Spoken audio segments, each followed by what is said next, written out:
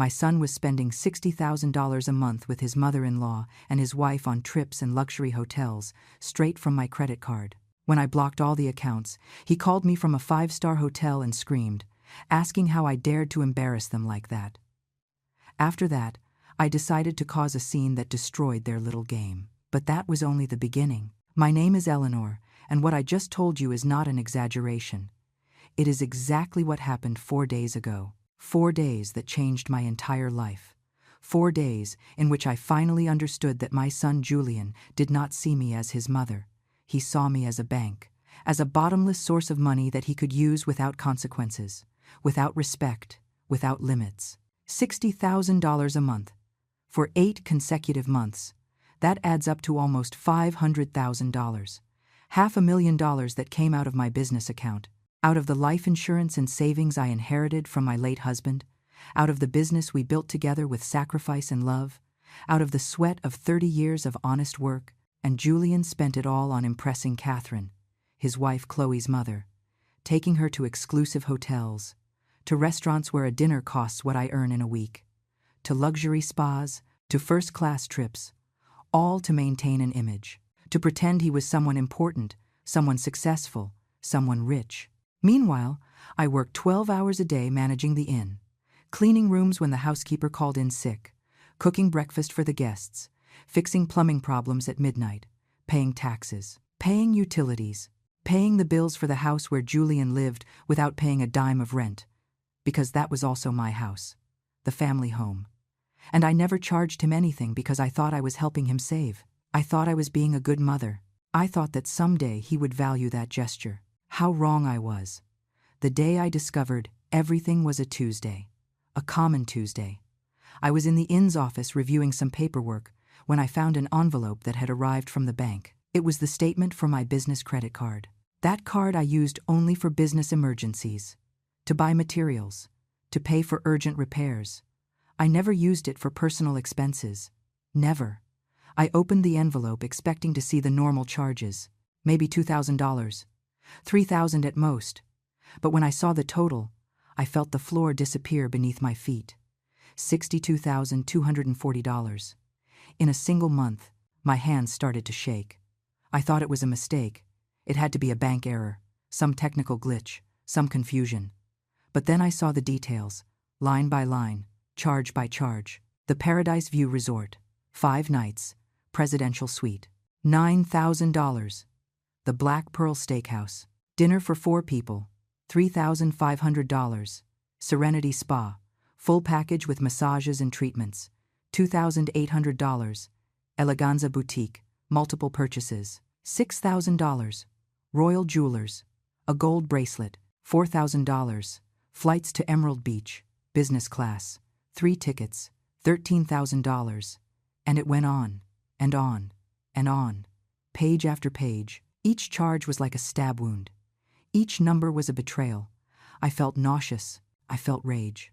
I felt a pain in my chest that I did not know if it was anguish or if my heart was finally giving up after so much abuse. Who had done this? Who had used my card that way? Then I remembered. Julian. I had made him an authorized user 2 years ago. He had convinced me, saying he needed access in case of emergencies, in case something happened to me, in case the inn needed something urgent and I was not available.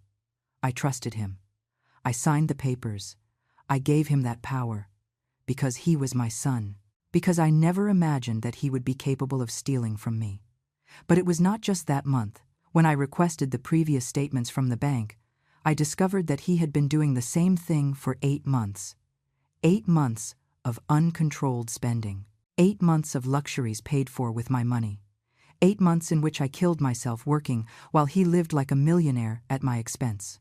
I sat in that office for hours, looking at those papers, reading each charge over and over again, trying to understand how we had reached this point, how my son, the boy I raised with love, had turned into this, into someone capable of stealing from his own mother without remorse.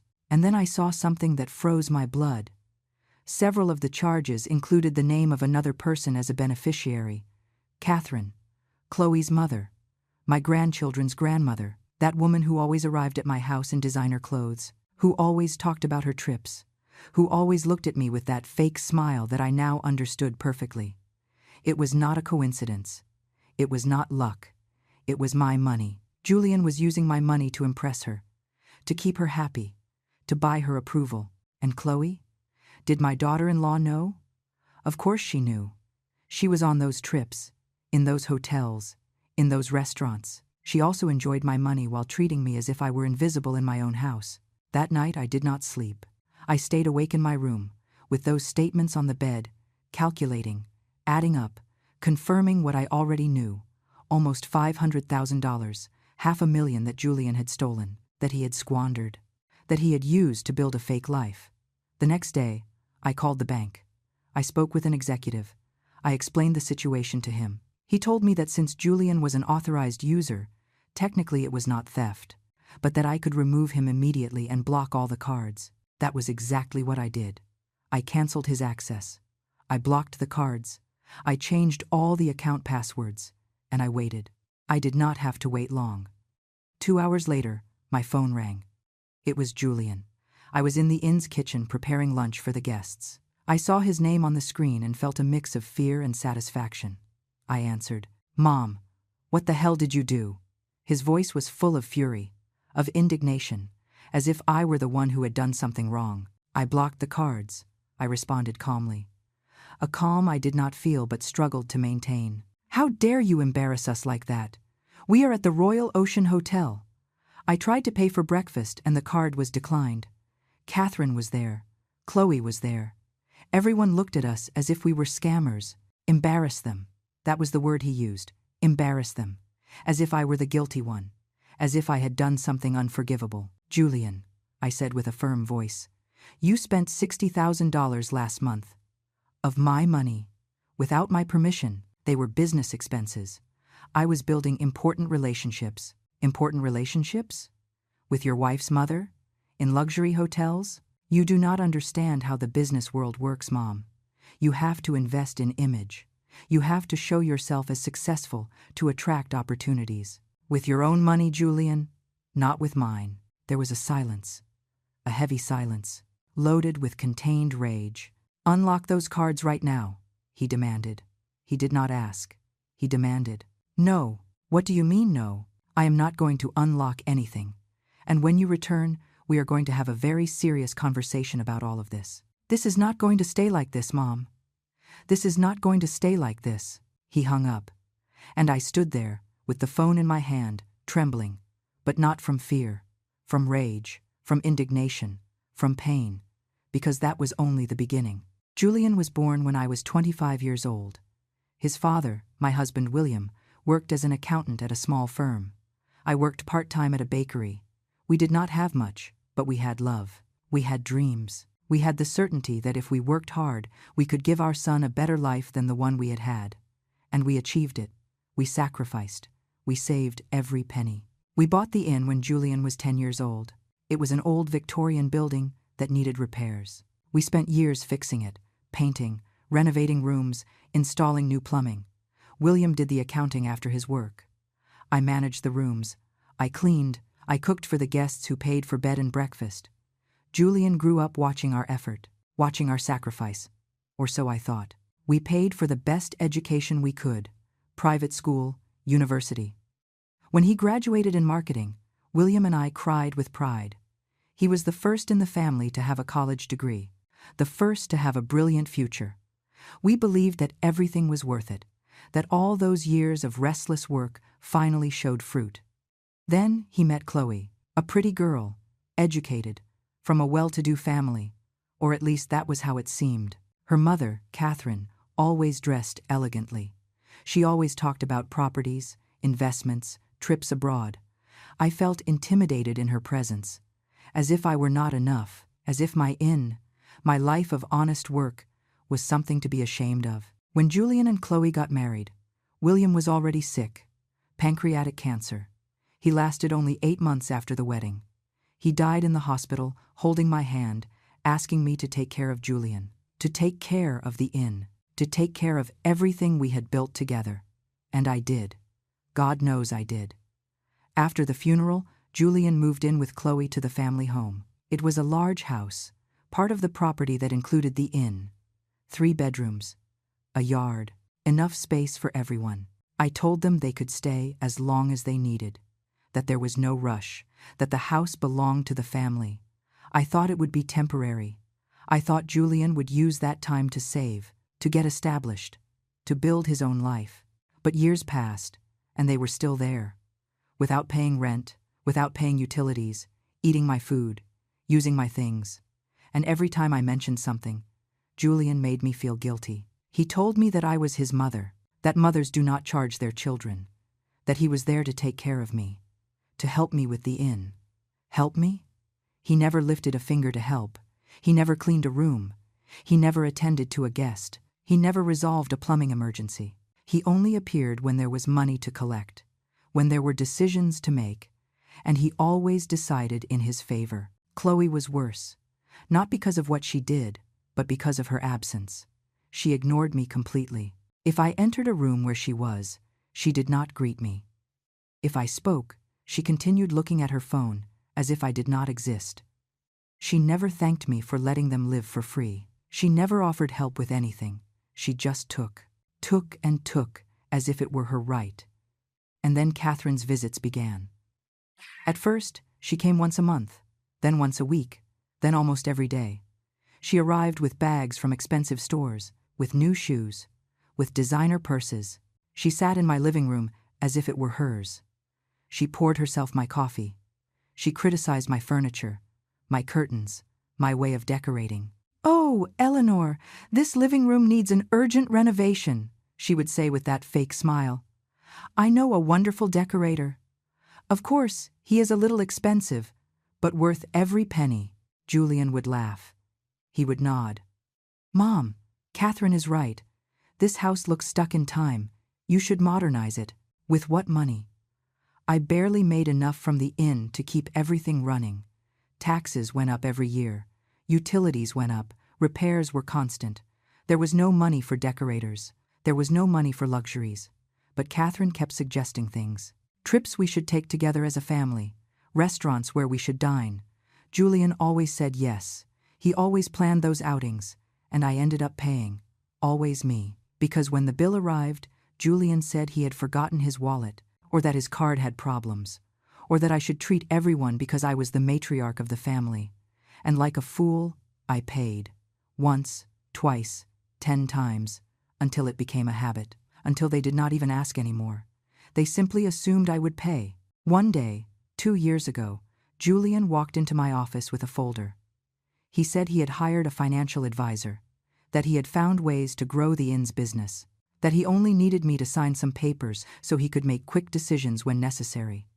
"It is just for efficiency, Mom, so you do not have to be signing every little thing. You already work too much. Let me help you with this."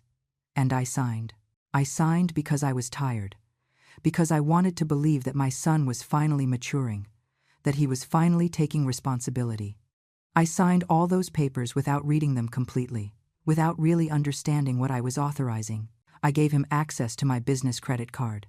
I gave him power to make movements in the inn's accounts. I gave him the keys to the kingdom, and he used them to steal from me. For the next 2 years, my life became a routine of endless work. I woke up at 5 in the morning. I prepared breakfast for the guests. I cleaned the common areas. I checked that everything was in order. Then I went to the market to buy provisions. I cooked lunch. I handled complaints. I solved problems. I collected payments. I paid vendors. I paid taxes. And when I finally finished, close to 9 at night, I fell into my bed exhausted. Meanwhile, Julian left the house every morning in expensive suits, leather briefcase, shiny watch. He said he had meetings, presentations, business dinners. I asked him how his work was going. He always answered vaguely, "Good, Mom. Everything is going well. I am building important contacts."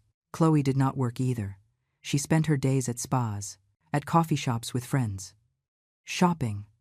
When I asked her if she did not plan to look for a job, she looked at me as if I had said something offensive. "I take care of the house," she said, but the house was always a mess. Clothes thrown around, dirty dishes, unmade beds. I ended up cleaning because I could not stand the disorder.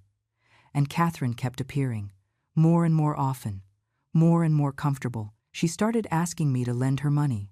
Small amounts at first, $50, $100, always with excuses, that her card did not work, that there was a problem with her bank, that she would return the money the following week. She never returned anything. One day I found her in my bedroom, in my private bedroom, going through my jewelry box. When I asked her what she was doing there, she smiled as if nothing was wrong. "Oh, Eleanor, forgive me. I was looking for the bathroom, and I got the wrong door. What beautiful jewelry you have. This bracelet is gold." Yes, it was my mother's. Beautiful. I have a similar one. Well, mine is a little more modern. Julian gave it to me last month.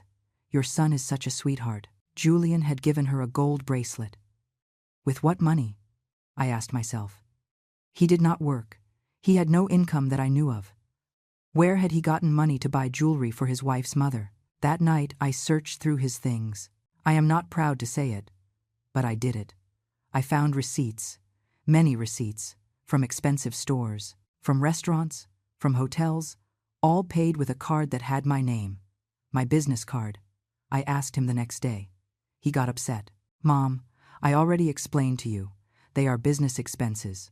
I am investing in relationships. Catherine has important contacts. She is introducing me to people who can help me get big clients. This is an investment for our future." Our future? And why don't you use your own money for those investments? Because I am in a building phase. Mom, do not be so tight. This is temporary. When I close the big deals, I will return everything to you with interest. Big deals that never arrived. Important clients who never appeared. But the expenses continued, and continued, and continued. I started to feel sick. A constant weight in my stomach. Headaches that did not go away with medication. Sleepless nights thinking about how to pay the bills. The inn generated money, yes, but it was not enough to maintain the level of spending that Julian was doing. I had to use my personal savings, the money William and I had saved for my old age, for emergencies, for my future. I used it to cover the holes that Julian was creating, and no one noticed. No one asked me how I was, if I needed help, if I was okay. I was just the machine that paid for everything. The silent shadow that worked tirelessly while they enjoyed themselves. The suspicions really began 3 months before I discovered the bank statements. Little things, details that at first seemed insignificant, but together formed a pattern impossible to ignore. One morning I saw Julian leave the house with a small suitcase. I asked him where he was going. "Business trip, Mom. 3 days. A conference in the capital." "What type of conference?" "Digital marketing. Very important. I am going with some potential partners." I nodded. I had no reason to doubt. But that afternoon, when I was cleaning his room, I found the printed itinerary in the trash. It was not a conference. It was a reservation at a beach resort. Double room, 3 nights, and the name on the reservation was not just his. It was Chloe's and Catherine's. I stood looking at that paper for minutes, trying to make sense of it. Why lie about a family trip? Why invent a conference? Unless it was not a normal family trip. Unless there was something to hide. A few days later, Catherine posted photos on her social media. I did not have social media, but one of my young guests, a girl named Sarah who stayed long-term, showed them to me. "Look, Miss Eleanor, what a pretty place." And there they were. Catherine in the pool of a luxury hotel, Chloe with a cocktail in her hand, and Julian smiling next to them as if he were the owner of the world. The location said, "Golden Paradise Resort."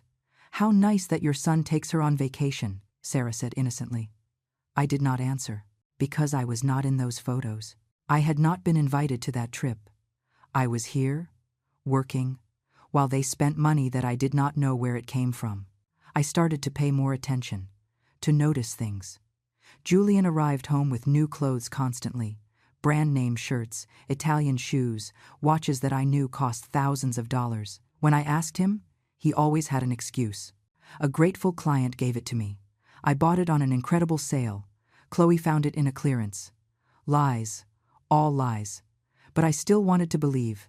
I still wanted to think that my son was not capable of deceiving me deliberately. Then I started receiving strange calls from the bank, Verification calls for charges.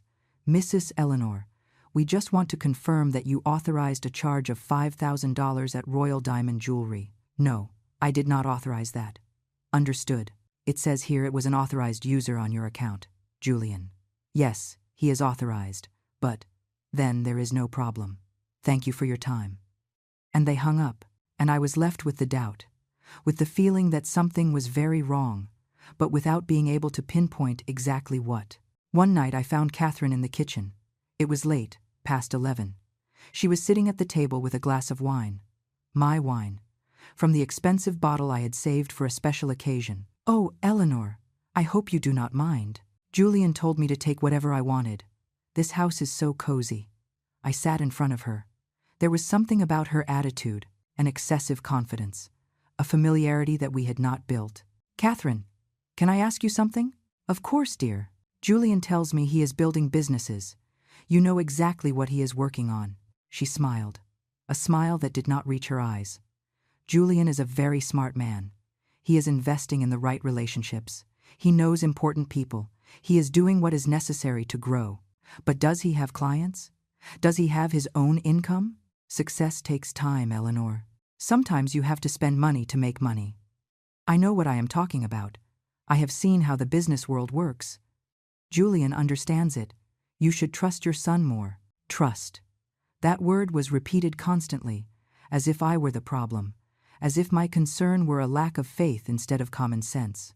It is just that I see a lot of expenses. Expensive clothes, trips, and I do not see concrete results. Catherine put the glass on the table with a dry thud. Eleanor, with all due respect, you come from another generation. Things do not work like they did before. Now you have to invest in image, in presence, in connections. Julian is doing exactly what he must do. And frankly, I think you should be proud, instead of questioning him constantly. I stayed silent, feeling that somehow I was the villain of this story, the distrustful mother who did not support her son. But the doubts did not disappear. They grew. They multiplied. I started reviewing the IN's account statements. Numbers that did not add up. Withdrawals I had not authorized. Transfers to accounts I did not recognize. When I asked Julian, he got upset. Mom, I already gave you access to everything. Now you are going to question every movement too. I am managing the finances professionally, modernizing the system. You cannot keep doing the accounting like in the 80s. I just want to understand. No. What you want is to control. It has always been like this. That is why Dad got so stressed. Because you never trusted anyone. Because you always had to supervise everything. Mentioning William that way hurt me more than I can express. My husband never complained about me. He never made me feel like I was controlling. We worked together, as a team, with mutual respect, but Julian used that memory. He twisted it. He turned it into a weapon against me. I stopped asking, at least directly, but I did not stop observing. I noticed that Julian and Catherine spent a lot of time together. Too much. They went out to meetings that lasted all day. They came back laughing, talking about restaurants where they had lunched, art galleries they had visited, stores where they had bought things.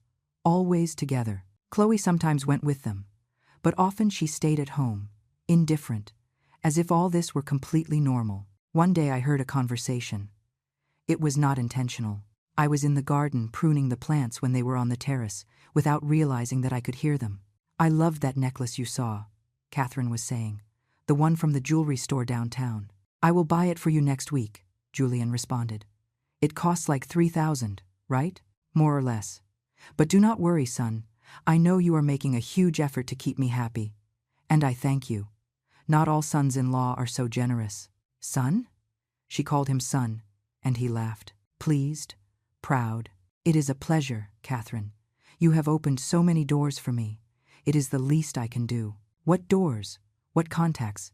I never saw any business materialize. No new client, no signed contract, just expenses, just luxuries. Just this strange relationship where my son treated his wife's mother better than he treated me. That night I tried to speak with Chloe. I found her alone in the living room, watching television. Chloe, can we talk? She did not even look at me. About what? About Julian. About the expenses? About All this that is happening, I do not know what you are talking about. Yes, you do. The trips, the clothes, the jewelry he buys for your mother. She finally looked at me, with cold eyes. My mother deserves the best. Julian understands that. If you have problems with that, it is your problem, not ours. But the money comes from your inheritance? From the inn? Yes. And Julian is authorized to use that money. You signed the papers. Now you cannot complain, because you do not like how he manages things. It is not management. It is. It is what? Eleanor? Theft? Are you going to accuse your own son of theft? What a wonderful mother you are. She got up and left the room. She left me sitting there, trembling, feeling like the worst person in the world. Because that was what they did. They made me feel that I was the problem, that my legitimate worries were attacks, that my need to understand was sick distrust. But I could not stop seeing what I was seeing. I could not stop adding up what I was adding up. Then I decided to do something I had never done. I hired someone to help me review the finances, an accountant, an old friend of William's who had gone to the funeral and had given me his card saying that if I ever needed help, I should call him. His name was Samuel. He was 70 years old. He was retired, but he accepted reviewing my accounts as a favor. I gave him all the papers, all the statements I had, all the authorizations I had signed. I explained the situation without dramatizing, just facts, numbers, movements. He took everything. He told me he would call me in a week. That week was the longest of my life. I did not sleep. I barely ate. I kept working at the inn like an automaton, smiling at the guests, cleaning rooms, cooking meals, but inside I was dying of anxiety. Meanwhile, Julian continued with his normal life, leaving early, coming back late, always with Catherine, always spending, always lying. One afternoon I saw him arrive with bags from a technology store. New computer, new phone, expensive headphones. "Did you need all that?" I asked, trying to sound casual. "Yes, Mom. For work. I cannot show up to important meetings with old equipment. Image is fundamental. Image. That damned word that justified everything. That explained all the excesses. That turned waste into investment. Finally, after 7 eternal days, Samuel called me. "Eleanor, I need you to come to my office. There are things you must see." I went the next day, early, before Julian woke up, before anyone could ask me where I was going. Samuel received me with a serious expression, grave. He had all my papers organized on the desk, marked with notes, highlighted in yellow. "Sit down, Eleanor." I sat down, with my heart beating so hard I thought it would come out of my chest. I found many worrying things. Samuel opened a folder full of marked and highlighted documents. His hands shook slightly while he organized the papers in front of me. There was something in his expression that scared me. It was not just concern, it was indignation.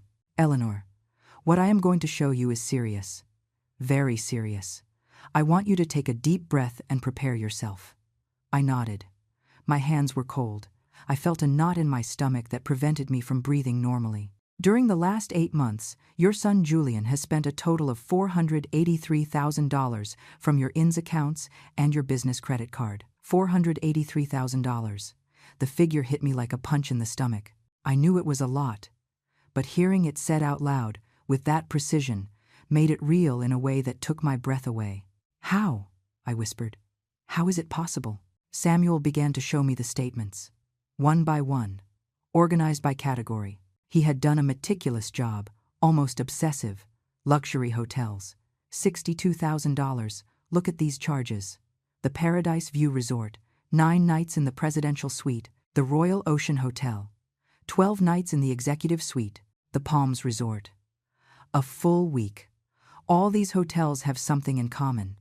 They are elite tourist destinations, and all the charges include multiple guests. Multiple, yes. The reservations are for 2 or 3 people. Julian did not travel alone, and according to the card records, many times they coincide with purchases in the same cities. Clothes, jewelry, spa treatments. He showed me another section. Restaurants, $38,000. Look at the names. The Black Pearl, the Secret Garden, Maison Rouge. These are restaurants where dinner for 2 people, costs between $500 and $1,000, and the charges are always for 3 or 4 people. He kept turning pages. Each one was worse than the previous one. Jewelry stores. $45,000. 3 gold bracelets. 2 diamond necklaces. An emerald ring.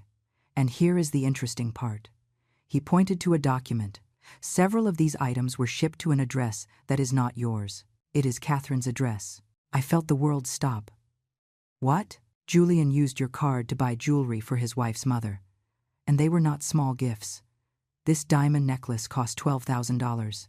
This bracelet, $8,000. It cannot be. Why would he do that? Samuel looked at me with sadness. I do not know, Eleanor. But there is more. He showed me another pile of documents. Designer clothing stores, $53,000. Exclusive brands, suits, dresses, shoes, handbags. Most of these purchases were made on days where there are also hotel or restaurant charges. That is, Julian went on a trip, stayed in expensive hotels, went shopping, dined in exclusive restaurants, all paid with your money. And Catherine? Are you sure she went with him? I cannot confirm it 100% without testimonies, but all signs point to that. The shipments to her address, the amounts that coincide with items for women, the dates that coincide with the posts on her social media. Samuel took out his phone. He showed me screenshots he had taken of Catherine's public profile. Look, here she is at the Palms Resort, the same week the charge appears on your card. Here she is at the Black Pearl restaurant. The same day there is a charge of $800. And here she is wearing this necklace. He zoomed in on the photo. It was the diamond necklace, the $12,000 one. The tears began to fall without me being able to control them. They were not just tears of sadness. They were of rage, of humiliation, of deep betrayal. How could I be so blind? You are not blind, Eleanor. You are a mother who trusted her son. That does not make you stupid. It makes you human. There is something else. Samuel nodded. Yes, and this is the most worrying part. He took out another document. Julian has also been making transfers from the inn's main account to a personal account he opened 6 months ago. Transfers of $10,000 a month. Officially, he registers them as management salary. Salary? He does not work at the inn. He does nothing. I know. But according to the papers you signed 2 years ago, he has authorization to assign himself a reasonable salary for administrative services. $10,000 a month falls within what could be considered legal, even if it is morally questionable given that he performs no real work. So he is stealing from me, but legally. Exactly. He used your trust and your signature to create a structure where he can take money without it technically being theft. It is abuse, it is manipulation, but legally, he is covered by the authorizations you gave. I covered my face with my hands. I cried. I cried in a way I hadn't cried since William died. I cried for the betrayal, for the deception, for the years of hard work that evaporated in luxuries for people who did not respect me. Samuel let me cry. He did not try to console me with empty words. He just waited. When I could finally speak, I asked him, "What can I do?" Several things. First, immediately revoke all authorizations you gave him. Second, block all cards where he has access. Third, change all bank account passwords. Fourth, remove him as an authorized person on any legal document related to the inn. And that is enough. To stop the bleeding, yes. To recover what he already spent. He paused. That is more complicated. You could sue him civilly, but it would be a long, costly, and emotionally devastating process. He is my son. I know. And that is why this is so difficult. What would you do in my place? Samuel sighed. I would cut off all access immediately. I would confront him with evidence. And I would make it clear to him that if he does not return at least a significant part of the money, you would take legal actions. Sometimes the fear of public consequences is enough for people to react. And if he does not react, then you have to decide what is more important, your money or your mental peace. Because pursuing this legally is going to consume you. It is going to wear you out. And in the end, even if you win, you may lose your son forever. I already lost him, Samuel. The son I raised would not do this. The man who is stealing from me is a stranger. I left Samuel's office with all the evidence in a folder. I walked through the streets aimlessly for hours. I needed to process everything. I needed to decide what to do. $483,000, almost $500,000. The result of years of saving, of sacrifice, of honest work, spent on hotels, on jewelry for Catherine, on a life of luxuries that my son had not earned. And for what? To impress his wife's mother? To feel important? To live a fantasy of wealth that did not belong to him? I arrived home when it was already getting dark. Julian was in the living room with Chloe and Catherine, the three of them drinking wine, laughing, as if nothing. When they saw me enter, Julian smiled. "Mom, we were just talking about you. Catherine suggests that we sell the inn. She says that with the money we could invest in something more profitable. An apartment building in the new part of the city." I stood in the doorway, looking at them. These three strangers who lived in my house, who drank my wine, who planned to sell my assets as if they were theirs. "Sell the inn," I repeated with a calm voice. "Yes, it is a great opportunity. The market is perfect. We could triple the investment in 5 years. I am not going to sell anything." Julian frowned. "Mom, do not be stubborn. This is a real opportunity to—" "I'm not going to sell anything," I repeated more firmly. "And I am not going to continue financing your lifestyle either." The atmosphere changed. Julian's smile disappeared. "What are you talking about? I know everything, Julian. I know how much you have spent. I know where you have spent it. I know who you have spent it with." Catherine went pale. Chloe put her glass on the table. "Mom, I think you are confused." "I am not confused. I have all the statements. I have all the evidence. $483,000 in 8 months. Julian stood up. "Those were business expenses. I already explained it to you." "Business expenses?" "A $12,000 necklace for Catherine is a business expense." Catherine stood up abruptly. "I think it is time for me to go." "Yes," I said, looking directly at her. "I think so." She left the house without saying anything else. Chloe followed her. I was left alone with Julian. His expression had changed from surprise to rage. "How dare you humiliate Catherine like that? How do I dare? How do you dare to steal from me for months?" "I did not steal from you. I am authorized. Not anymore. Tomorrow I am going to the bank. I am going to revoke all your authorizations. I am going to block all the cards.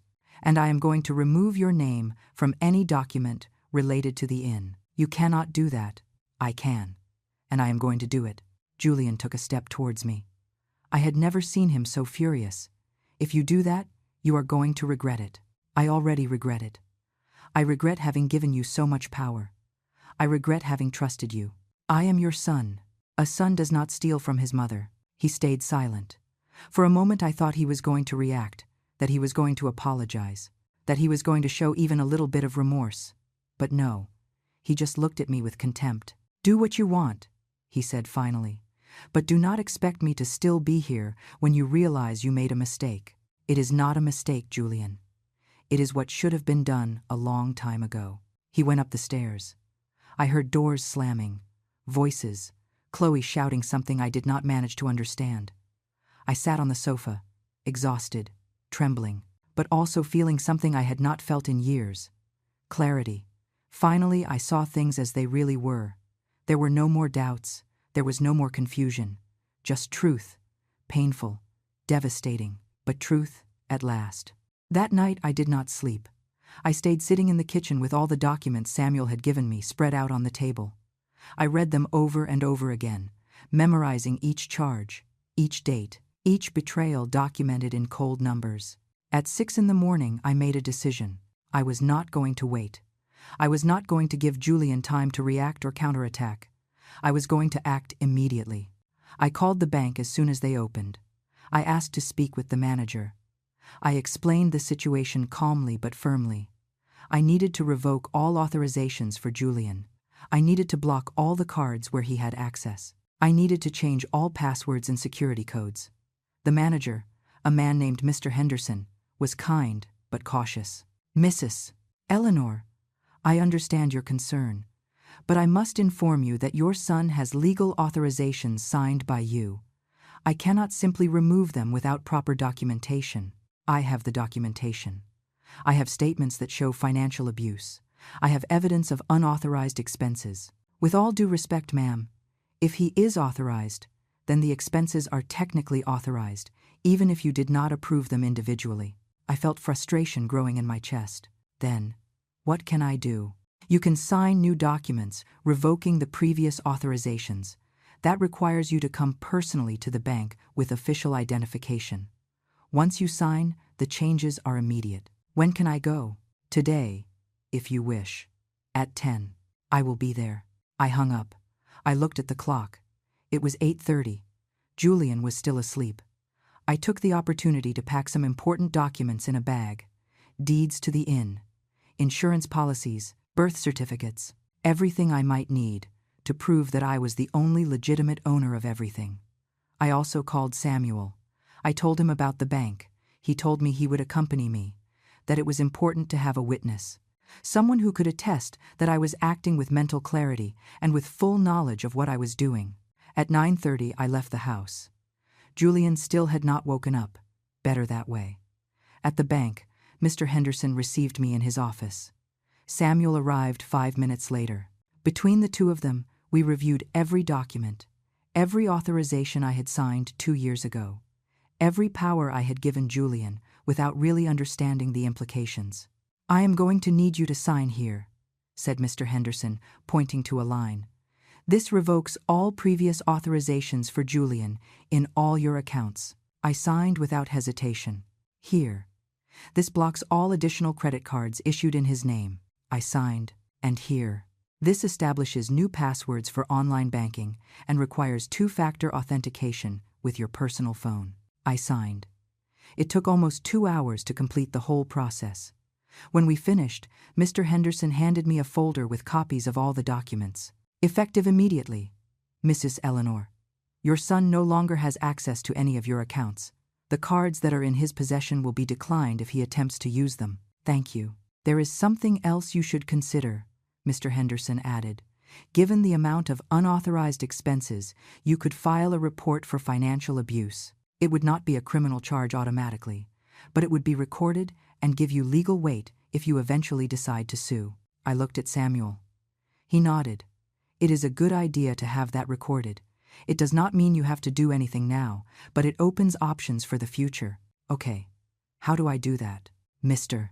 Henderson gave me the address of a government office that handled complaints of family financial abuse. I promised to go that same afternoon. We left the bank around noon. Samuel invited me to lunch, but I wasn't hungry. I just wanted to finish everything at once. "Eleanor, you need to eat something," he insisted. "You have been awake all night.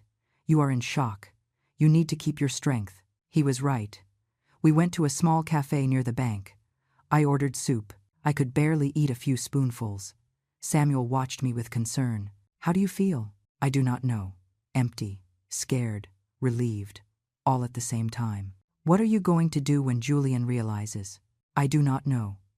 I suppose confront him. Tell him he has to leave my house." "Are you prepared for that?" "No, but I have to do it anyway." Samuel put his hand on mine. "You are stronger than you think, Eleanor. William would be proud of you." Those words broke me. I cried right there, in the middle of the cafe, without caring who saw me.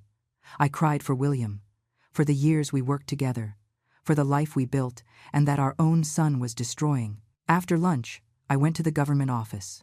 I filled out forms. I gave my testimony. I handed over copies of the bank statements. A woman named Alexandra attended me with professionalism, but also with empathy. She told me she had seen many similar cases. That family financial abuse was more common than people thought. "The important thing is that you acted," she told me. "Many people never do. They stay silent out of shame or fear. You were brave." I did not feel brave. I felt shattered, but I accepted her words with a nod. It was almost 4 in the afternoon when I finally returned home. I saw Julian's car in the driveway, my stomach tied in a knot. This was inevitable. I went in. The house was silent. I went up to my room and put all the documents in my personal safe. Then I went down. Julian was in the kitchen making coffee. When he saw me, his expression was one of contained fury. "Where were you?" "At the bank," I imagined. He put the cup on the counter with force. "I tried to use the card this morning. declined. I called the bank. They told me I no longer have authorization. What did you do, Mom? What I should have done a long time ago. Cut your access to my money. Do you have any idea how humiliating that was? I was in an important meeting. I invited potential clients to lunch. The card was declined in front of them. Do you know how that made me look? Like what you are? Someone who lives off his mother. His face turned red. I do not live off you. I work. I build businesses. What businesses, Julian? What clients? What own income do you have? Because I do not see anything. I only see expenses. Almost $500,000 in 8 months. That is investment. It is theft. I raised my voice for the first time. You bought jewelry for Catherine with my money.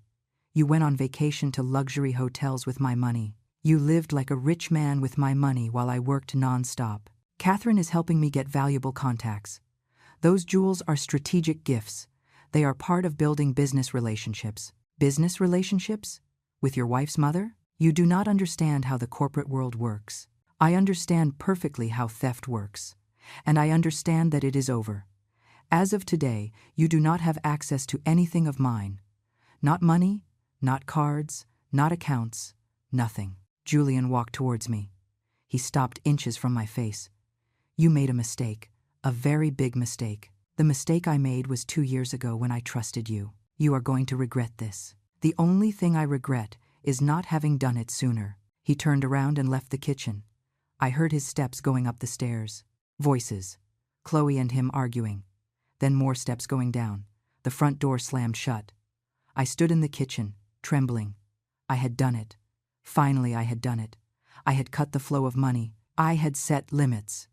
I had said enough. But I knew this was only the beginning. Julian was not going to accept this quietly. He was going to fight. He was going to manipulate. He was going to try to make me feel guilty. But this time I was prepared. This time I had evidence. This time I had support. And this time I was not going to back down. I did not have to wait long to see the consequences. 2 days after blocking all the accounts, Julian and Chloe went on a trip. They told me they were going to spend a week on the coast, that they needed time to think, that I had created an unsustainable situation and they needed space. Good, let them go. I needed that space as much as they did. But 3 days later, my phone rang at 11 at night. It was Julian. His voice sounded different, nervous, almost desperate. Mom, I need you to unlock the cards right now. I am not going to do that. We are at the Royal Ocean Hotel. I tried to pay the room bill, and all the cards were declined. All of them. Even my personal card does not have enough funds. They are going to kick us out if we do not pay. I felt a cold satisfaction. Then you will have to find another way to pay. I do not have another way. All my money was in those linked accounts. That was not your money, Julian. It was mine. And you do not work, so you do not have your own money. Mom, please. This is humiliating. The hotel manager is here waiting. Catherine is here. They are treating us like scammers. Catherine. Of course Catherine was there. That was the straw that broke the camel's back. Let me understand. You went on vacation with Catherine, using money you already knew you could not spend. I thought you would come to your senses, that you would unlock the accounts. Come to my senses? After you spent almost $500,000 without my permission. It was not without permission. It was authorized. Not anymore, and I am not going to change my mind. There was a silence. Then I heard voices in the background, someone speaking with a stern tone. Julian answered something I did not understand. Then he returned to the phone. Mom, I beg you, just this once. Pay the hotel and then we talk. But do not make me go through this shame. Shame? Do you know what shame is, Julian? It is working 12 hours a day while your son steals from you. It is discovering that he has been lying to you for months. It is finding out that he bought extremely expensive jewelry for his wife's mother with your money. That is shame. How dare you embarrass us like that? He shouted. He was no longer pleading. He was furious. We are your family. You are supposed to take care of us, support us. Supporting you does not mean letting you steal from me. I did not steal from you. This is ridiculous. When Dad was alive, he understood that family came first. Do not bring your father into this. He would never have approved of what you did. You do not know what he would have approved. I know that he valued honest work. I know that he never lived off anyone. And I know he would be disappointed to see what you became." Julian hung up. The silence that followed was deafening. I stood looking at the phone for minutes, trembling, but firm. I was not going to give in, not this time. Half an hour later, I received a text message from an unknown number. It was Catherine. "Eleanor, this is unacceptable. Your son and your daughter-in-law are going through a horrible situation because of you. They are being publicly humiliated. Is this how you treat your family?" Julian was just trying to build something big. He needed investment. You never understood his vision. And now, because of your stinginess, they are suffering the consequences. I hope you can live with that guilt. I read the message 3 times. Every word distilled manipulation. She was trying to make me feel responsible. She was trying to turn me into the villain of her story. I did not reply. I blocked the number. The next morning I received another call, this time from Chloe. "Eleanor, we need to talk." "There is nothing to talk about." "Yes, there is. Julian is destroyed. He cannot believe his own mother did this to him. We had to call my mother to pay for the hotel. Do you have any idea how humiliating that was?" It must have been as humiliating as discovering that my son spent almost $500,000 impressing your mother. That is an exaggeration. Julian was investing in his future, in our future. What future? What concrete business has he closed? What clients has he gotten? Because I do not see anything but expenses. Things take time. Businesses are not built overnight. 8 months is enough time to show at least one result. One contract, one client, something. Chloe sighed with exasperation. "You are impossible. You do not understand how the modern world works. Everything is about contacts, about image, about showing yourself successful to attract success. I understand perfectly. And I understand that that game is over. You are going to lose your son over this. I already lost him, the day he decided to steal from me." She hung up, and I stood there, sitting in my kitchen, with a cup of cold coffee between my hands, wondering how I had reached this point, how the family William and I built with so much love had turned into this. That afternoon, while I worked at the inn, I received an unexpected visit. It was Catherine. She arrived without warning, with dark glasses and a serious expression. "We need to talk," she said, entering without waiting for an invitation. "I have nothing to talk about with you." "I think so." She took off her glasses. Her eyes were red. Had she been crying? "What you did to Julian is unforgivable. What Julian did to me is unforgivable. He was just trying to give you a better life. Grow the business, modernize all this." She made a dismissive gesture pointing to the inn. "By spending $60,000 a month on hotels and jewelry for you?" Catherine had the decency to look uncomfortable for a second. "Those gifts were gestures of gratitude. I have been helping him meet important people." "What important people? Give me a name, a single valuable contact you have gotten for him." She did not answer. "Exactly, because there is no one. It was all an excuse for Julian to spend my money keeping you happy, buying you things, taking you to luxurious places, and you allowed it, you encouraged it, you took advantage of his need to impress you." "I did not take advantage of anyone." "No? Then why did you accept a $12,000 necklace? Why did you go on all those trips? Why did you let my son indebt himself emotionally and financially just to please you?" "Because he wanted to do it. I never asked him for anything." "You did not have to ask. You just had to exist. And he did everything possible to earn your approval, spending money that was not his, living a lie." Catherine put her glasses back on. "This is your fault, Eleanor.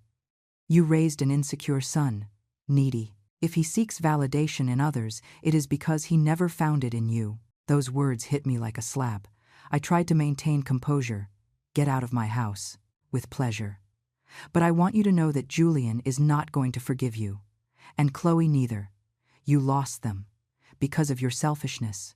Because of your inability to let go of control. Out, now." She left, but her words stayed, bouncing in my head. Was it my fault? Had I raised Julian in a way that made him insecure, needy of external validation? I called Samuel that night.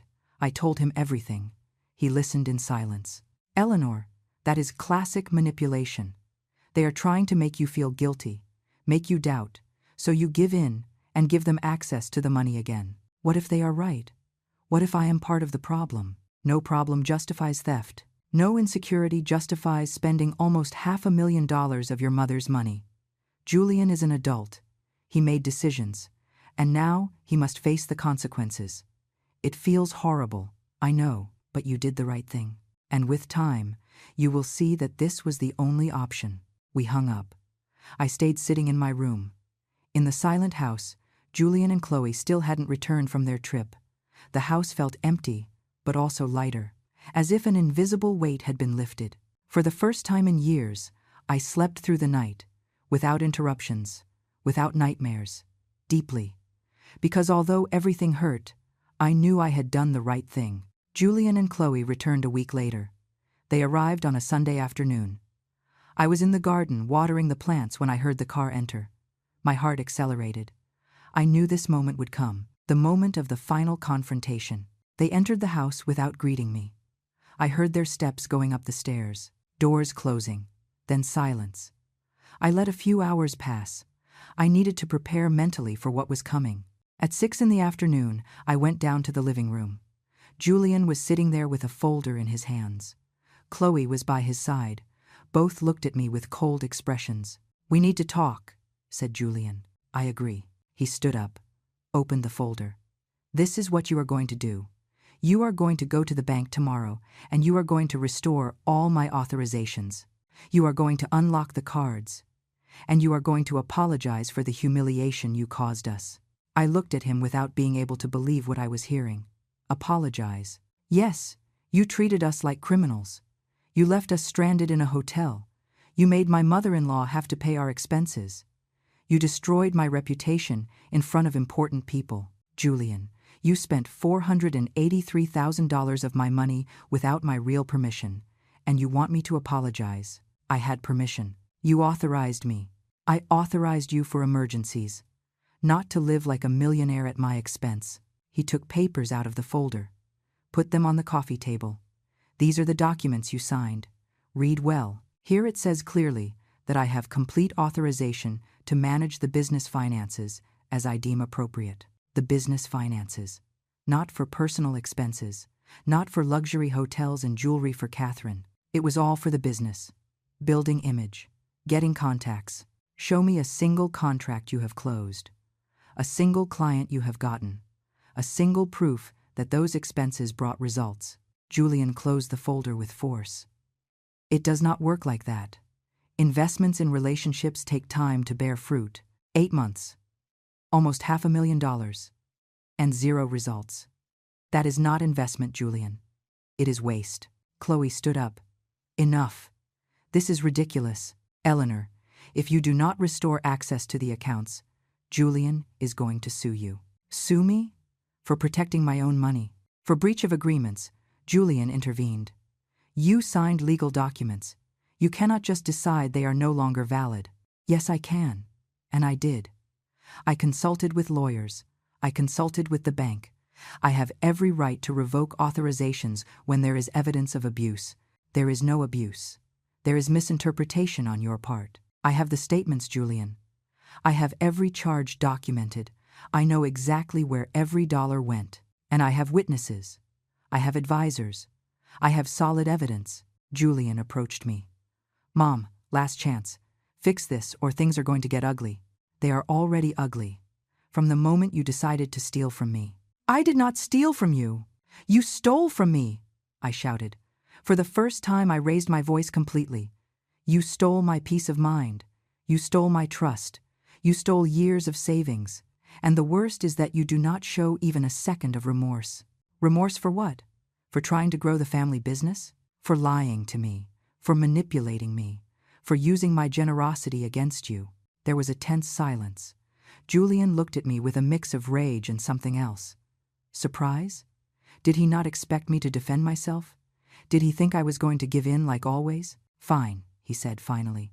"Then this is war. I do not want war. I just want you to get out of my house." Chloe took a step forward. "You are kicking us out." "Yes. You have 30 days to find another place. It is more than the law requires." "This is our house too." protested Julian. "We have lived here for years. It is my house. It is in my name, and I want you to go." "We are not going anywhere." "Then I will have to initiate eviction proceedings." Julian let out a bitter laugh. "Eviction? To your own son?" "If necessary." He stood looking at me as if he did not recognize me, as if I were a stranger, and perhaps I was. Perhaps the mother he knew had died the day I discovered his betrayal, and in her place remained this woman who had finally learned to defend herself. "You are going to regret it," he said in a low voice. "You are going to end up alone, without family, without anyone to take care of you when you are old. I prefer to be alone than surrounded by people who steal from me." He turned around and went up the stairs. Chloe gave me one last look of contempt before following him. I heard them arguing upstairs. Elevated voices, something fell to the floor, more shouting. I sat on the sofa, trembling, but also feeling something strange. Power. After years of being trampled, manipulated, ignored, I had finally set limits. I had said enough. And although it hurt, it also felt liberating. The next day, Monday, I hired a lawyer. Her name was Judith Barker. She was a 50-year-old woman with a reputation for being firm but fair. I explained the whole situation to her. I showed her the statements, the documents, everything. "You have a solid case," she said, after reviewing everything. "Financial abuse is clearly documented, and you have every right to ask them to vacate your property. How long will it take? If they cooperate, 30 days. If they resist, it can take up to 3 months. But eventually, they will have to go. And the money? Can I recover some of what they spent?" Judith paused. "That is more complicated. Technically, he had authorization when he made those expenses. It would be difficult to prove in court that it was theft. You could sue for damages. But it would be a long and costly process, and without guarantee of success. So I lost that money forever. Probably. I am sorry. Almost $500,000. Years of work, of sacrifice, lost, forever, in hotels, restaurants, jewelry, luxuries that evaporated, leaving nothing but bills and pain. What do you recommend?" I asked. "Focus on recovering your property and your mental peace. Let the money go. You cannot recover it without destroying yourself emotionally in the process. But you can recover your life, your house, your dignity." She was right. I signed the papers to initiate the eviction process. Judith promised me she would send the formal notice that same week. When I got home, there were people waiting for me. Catherine, and with her 2 people I did not know. A man of about 50 in an expensive suit, and a young woman with a tablet in hand, Eleanor. "I present to you John, my brother," said Catherine with a cold smile. "He is a lawyer, and she is his assistant." My stomach tied in a knot. "What are you doing here?" John took a step forward. "Mrs. Eleanor, I represent Julian and Chloe in this matter. I understand there is a family conflict regarding the use of business funds." "There is no conflict. There is documented theft. That is a serious accusation. And false. My client had complete authorization for all the expenses he made. Authorization that I revoked, after the fact, which does not change the legality of the previous expenses. What do you want? We want to resolve this amicably. Julian is willing to forget this situation if you restore his authorizations and commit not to interfere in his management of the business." "Forget? After stealing almost $500,000 from me, Mrs. Eleanor. I suggest you moderate your language. Speaking of theft without proof can result in a defamation lawsuit. I have proof. I have statements. I have complete documentation. You have documentation of authorized expenses. That is not proof of theft." I felt the rage growing. "Get out of my property, Mrs. Eleanor. Get out, now." Catherine smiled. "What a pity. We could have resolved this in a civilized manner." They left. But I knew this was only the beginning. Julian was not going to give up easily. He was going to fight. He was going to use all the resources he could, including the legal support of Catherine's family. That night I called Judith. I told her about the visit. She sighed. "They are trying to intimidate you. It is a common tactic. Do me a favor. Do not speak with them without my presence. Any communication must be through lawyers. Can they really sue me? They can try. But they have no case. You revoked authorizations legally. You have every right. And regarding the eviction, keep going. Do not let them scare you. I hung up. I poured myself a tea. I sat in my room looking out the window. The house William and I bought with so much effort, the house where we raised Julian, where we dreamed of a happy future, now it was a battlefield. But I was not going to back down, not this time. Because finally I had understood something fundamental. Protecting myself did not make me a bad mother. It made me human. And I deserved respect, even from my own son. The eviction notice arrived a week later. Judith delivered it personally. I was present when Julian opened the envelope. His face went from confusion to disbelief, and finally, to fury. Eviction? Are you seriously going to go this far? I gave you 30 days. It is more than generous. This is my house. I grew up here. It is my house. And I want you to go. Chloe ran down the stairs. What is happening? Julian showed her the paper. She read it and looked at me with pure hate. This is cruel. This is revenge. You are punishing us for nothing. I am punishing you for stealing almost $500,000 from me. Enough with that. We never stole from you, shouted Julian. Judith intervened with a calm but firm voice. Mr. Julian, the notice is legal and binding. You have 30 days to vacate voluntarily. If you do not do it, we will proceed with a court order. We are going to fight this, said Julian. John is already working on our defense. You can try, responded Judith. But the property is exclusively in Mrs. Eleanor's name. You do not have legal residency rights. She can evict you whenever she wishes. We have lived here for years. That gives us rights. Not in this case. There is no lease agreement. You do not pay rent. You are residents by courtesy, not by right. Julian crumpled the paper and threw it on the floor. This is not going to stay like this. He left the house, slamming the door. Chloe gave me one last look full of contempt before following him. Judith picked up the paper from the floor and handed it to me. Keep this. And any interaction you have with them, document it. Messages, calls, everything. Do you think it is going to get worse? It always gets worse before it gets better. But you are going to get through this. I promise you. The following days were hell. Julian and Chloe became hostile ghosts in my own house. They did not speak to me. They did not look at me. But they let their presence be felt in petty ways. Loud music at midnight. Dirty dishes accumulated in the sink. Doors slamming every time I passed. One night I found the kitchen completely messed up. Flour spilled on the floor. Sour milk left out of the refrigerator.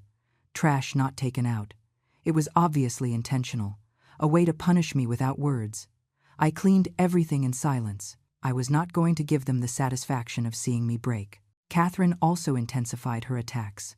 She started calling the inn's guests. She told them I was having mental problems, that soon the inn would close, that they should look for another place. 3 guests gave me notice of departure in the same week. When I asked them why, they told me they had heard worrying rumors. I had to explain to them that everything was a lie, that it was just a family conflict. 2 decided to stay. 1 left anyway. I called Judith. Can she do that? Can she sabotage my business? It is defamation. We could sue, but you would have to prove concrete damages, and she would simply deny everything. So I cannot do anything? Can you send her a cease and desist letter? Sometimes that is enough to scare people and make them stop. The letter was sent. Catherine ignored it. One afternoon I received a call from the bank. It was Mr. Henderson, the manager. Mrs. Eleanor, I have to inform you that your son filed a formal complaint against you. He alleges that you revoked his authorizations fraudulently. Fraudulently? I am the owner of the accounts. I know. And the complaint has no merit. But we have to investigate it formally. It is protocol. How long does that take?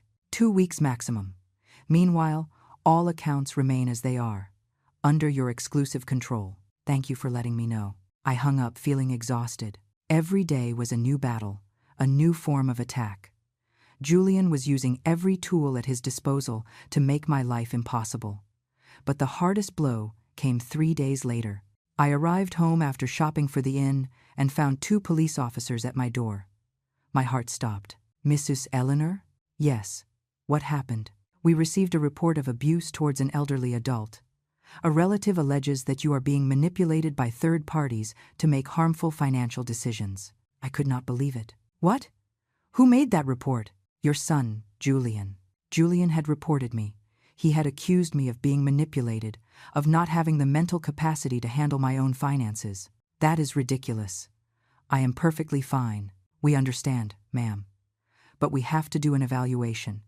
It is standard procedure in these cases. They had to come in, ask me questions, verify my identity, review documents. I called Judith, who arrived in 20 minutes.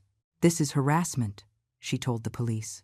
Her son is using public resources to harass her because she cut his access to money he was squandering. The police reviewed my answers. They spoke with Judith. They reviewed the eviction notice. Finally, one of them spoke. Mrs. Eleanor, you seem to be in full use of your faculties. I see no evidence of manipulation or abuse. I'm going to close this report as unfounded. Thank you, but I suggest you be careful. Family conflicts can escalate quickly. They left. Judith stayed with me. She made me tea. She made me sit down. This is no longer just a dispute about money, she said. Julian is trying to destroy you. He is using systematic intimidation tactics. What can I do? We can request a restraining order based on the pattern of harassment. He is my son. He is your abuser. Do not let blood blind you to reality. She was right, but it hurt. It hurt so much to admit that my own son had become my enemy. That night, Julian entered my room without knocking. I was getting ready to sleep. We need to talk. Get out of my room. Not until we talk. There is nothing to talk about. You have 23 days to leave. Do you know what disappoints me the most, Mom? That you chose money over your own family. I chose my dignity. You chose money when you decided to steal from me. I never stole from you. But clearly you believe that lie. And that says more about you than about me. It says that I finally opened my eyes. You are going to die alone. Do you know that? When you are really old, when you need help, I am not going to be there. No one is going to be there. Because you pushed everyone away. I prefer to die alone than surrounded by liars. You are a bitter woman. A bitter old woman who cannot stand seeing others succeed. Get out of my room. Now. He stood there for a moment, like waiting for me to give in, for me to break, for me to beg him to stay. But I said nothing. I just looked at him with the same coldness with which he had looked at me for months. Finally, he left. He closed the door hard. I sat on my bed, trembling, crying silently, because although I knew I was doing the right thing, it hurt. It hurt to lose my son. It hurt to see what he had become. It hurt to know that the relationship we had no longer existed. Perhaps it never really existed. The next 20 days were a tortuous countdown. Julian and Chloe packed with deliberate slowness. Every day they made it clear that they were not going to leave without doing everything possible to hurt me first. Ridiculous offers arrived to buy the inn. Unknown people claiming to have heard I wanted to sell. Obviously, Julian had been spreading rumors. I received calls from distant relatives who never spoke to me, all telling me I was being too hard. That family was more important than money, that I should forgive. None asked for my version. None wanted to hear what had really happened. I blocked them all. Finally, day 30 arrived. Judith came with me. We had a court order ready in case Julian refused to leave. But when the afternoon arrived, a moving truck appeared. Julian and Chloe took their things, boxes and boxes of clothes, furniture they had bought, objects I had never seen but obviously they had paid for with my money. They did not say goodbye. They did not look at me. They simply left. Chloe got in the car. Julian stopped for a moment. He looked at me from afar. I saw something in his expression. Regret? Sadness? I was not sure. But it lasted only a second. Then he got in the car and they left. I stood in the garden, watching the car disappear down the street, feeling a huge emptiness, but also feeling something else. Freedom. For the first time in years, my house was truly mine, my life was truly mine, and no one was going to take it from me again. The first days after Julian left were strange. The house felt too big, too silent. I walked through the empty rooms where they had lived and felt a mix of relief and melancholy. I had won my freedom, but the price had been high. One morning, 2 weeks later, I was drinking coffee in the kitchen when the doorbell rang. It was Samuel, the accountant. I came to see how you were. Surviving. That is more than many people can say in your situation. I made him more coffee. We sat in the living room. It was the first quiet conversation I had in months. Have you heard anything from Julian? He asked. Nothing. Not a call. Not a message. Perhaps it is better that way. At least for now. Sometimes I wonder if I did the right thing. You did. Believe me. Eleanor, you did. How can you be so sure? Because I saw the numbers. I saw the damage. And I saw how you were consuming yourself trying to maintain that situation. Now look at you. You are tired. Yes. But you are alive. You are present. You are no longer a shadow in your own house. He was right. I felt different. Lighter. As if I had stopped carrying an invisible weight I had carried for years. I decided to make changes. Real changes. I hired a young manager for the inn, Sarah, one of my guests who was studying business administration. I offered her a fair salary in exchange for handling daily operations. Are you sure, Mrs. Eleanor? It is a lot of responsibility, I am sure. And you are capable, more capable than many. Sarah accepted. And she turned out to be a blessing. She had fresh ideas. She modernized the reservation system. She created social media profiles for the inn. In 2 months, we had a waiting list. I, for the first time in 11 years, began to have free time, real time. Not just minutes stolen between tasks, but complete hours where I could do whatever I wanted. I took up painting again, something I had abandoned when William died. I bought canvases, brushes, oils. I set up a small studio in one of the empty rooms, and I painted. Landscapes, imaginary portraits, scenes from my childhood. Each brushstroke was therapeutic. I also started going out more. There was a group of women in the neighborhood who met on Thursdays to walk in the park. They invited me, and I accepted. At first I felt out of place, but little by little I found my rhythm. I found real friends, women who listened to me, who supported me, who wanted nothing from me except my company. One of them, Linda, had gone through something similar with her son. She told me her story, how he had manipulated her financially for years, how she had finally set limits, and how now, 5 years later, she lived in peace. Did you reconcile with him? I asked her. No. And it is okay. Sometimes love is not enough.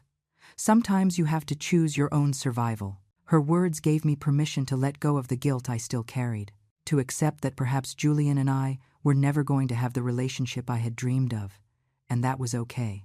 3 months after his departure, I received a letter. It was from Chloe, Julian's wife. I opened it with trembling hands. Eleanor, I am writing this because I think you deserve to know. Julian and I are getting divorced. After we moved, things got very difficult. Without your money, we could not maintain the lifestyle. Julian started blaming me, blaming my mother, blaming everyone but himself. I realized I had been blind, that you were right.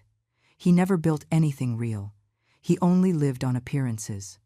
I do not expect your forgiveness. I just wanted you to know that I finally saw the truth, and I regret not having seen it before. I read the letter 3 times.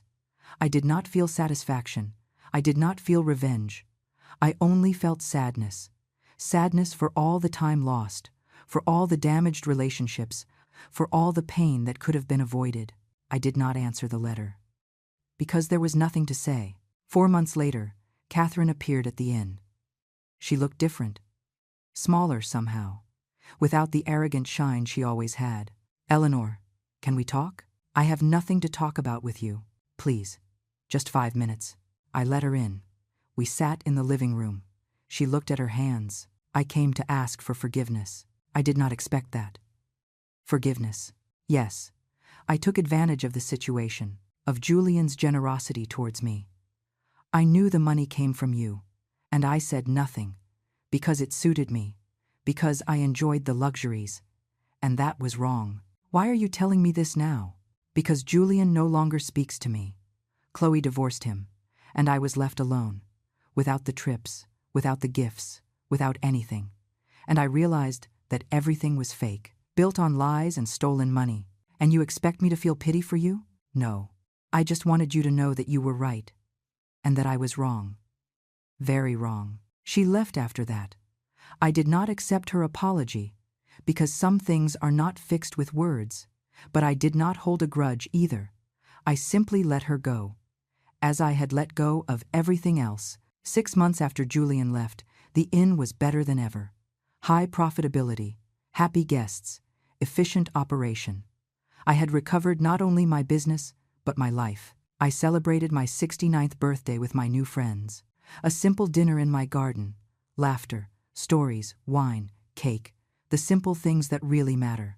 That night, before sleeping, I looked at the photo of William I had on my nightstand. I did it, I told him in a low voice. I protected what we built together. I protected my dignity. And although it hurt, although I lost Julian in the process, I know I did the right thing. I received no answer. But I felt peace. A deep peace I hadn't felt in years.